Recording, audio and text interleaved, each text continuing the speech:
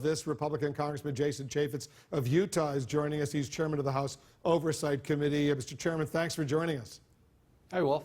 I want to get to a lot of issues in a moment, but I want to get to the breaking news first. You heard Senator Blumenthal say the Supreme Court nominee Neil Gorsuch used the words demoralizing and disheartening to describe President Trump's attacks on the judiciary. Administration official confirms he did, in fact, use those words. Do you agree with those words? Look, it sounds like Neil Gorsuch might be a darn good judge. He's not going to be politically swayed on one side of the aisle. He's going to call it as he sees it, and that's exactly why so many of us like the judge.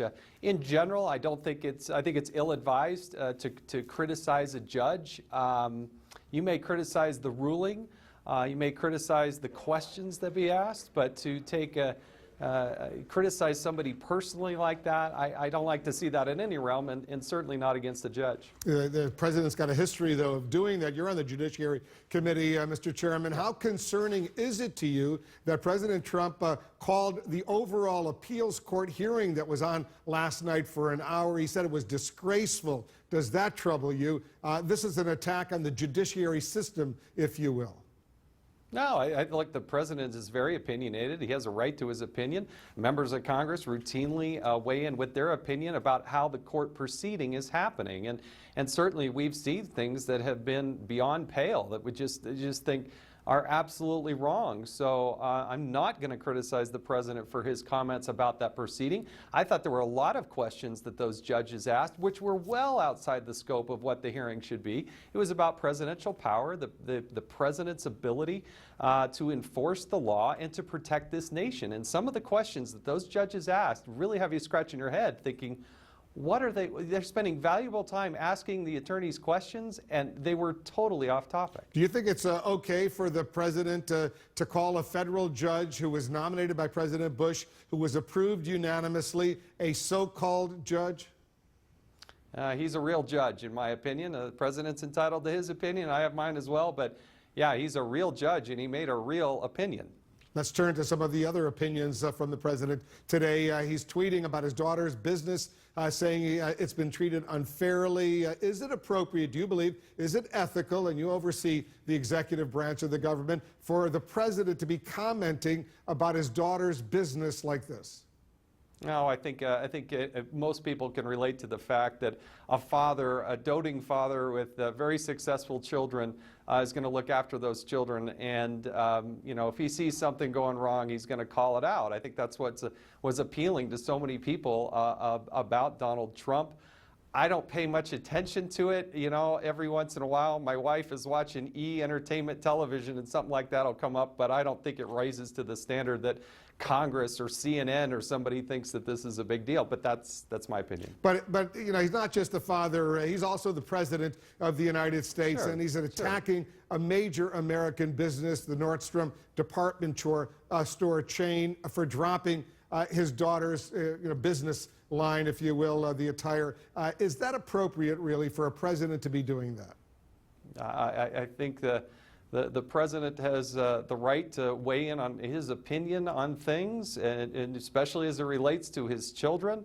I think you have other elected officials at every level that weigh in on their opinion about the Super Bowl and which teams they support, which stores they like, which hamburgers they like. I tweet a lot about cheeseburgers. I've never had anybody complain about that, and if he's complaining about Nordstrom, I think it was politically motivated. It looks to me like Nordstrom was politically motivated. Why do you say that? They say it was strictly a business decision, and it was done in early January for business reasons. Well, so be it. I've spent more time talking about this than we should even be talking about it. All the things facing this nation, this is not in the top 757 of the most important things out there, Wolf. It's really not. All right. So let's talk a little bit about some other issues, and I think it's an important issue. The whole notion right now of your role as the chairman of the Oversight Committee. You're seeking documents about management of various executive branch issues. The Democrats on your committee, they want to take a look at the Trump International Hotel here in D.C. It occupies a government-owned building. You've also said you're curious about that. Is it possible that President Trump is profiting off the presidency? And is that an issue that your committee should be looking into? I am curious about the lease that it seems to be properly executed when it was. It's interesting what the GSA, who administers these contracts, I gave a letter to the Democrats earlier, another letter asking the GSA what is their opinion of this. It'll take some time for them to respond. They did give us the fully unredacted contract. It was something I asked for back in December, but we now have that. So I think that is something that we should look at, and I have been doing that. So do you suspect he's in violation of the terms of that GSA lease that specifically says the lease holder cannot be a federal elected official?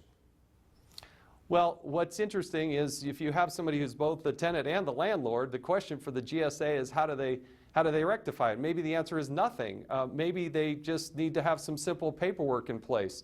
I don't know. That's why I'm curious as to what the GSA is going to say about this.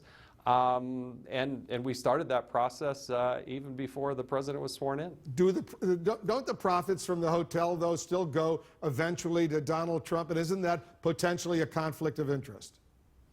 Well, if you recall, Wolf, Section 208 of the Criminal Code, the president is exempt from conflicts of interest. And so it's somewhat of a non-issue because he's exempt from these types of things.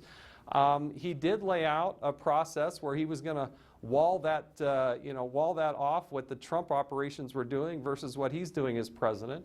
But certainly the precedent is such that Congress of past has always come to the conclusion that the president should be exempt from these things, and they would know that they would have some degree of conflict. Here's the question, Congressman, and I know you're going to be looking into this. Has he satisfied that commitment that he's made to sort of lock himself off? And what about the Emolument Clause of the U.S. Constitution?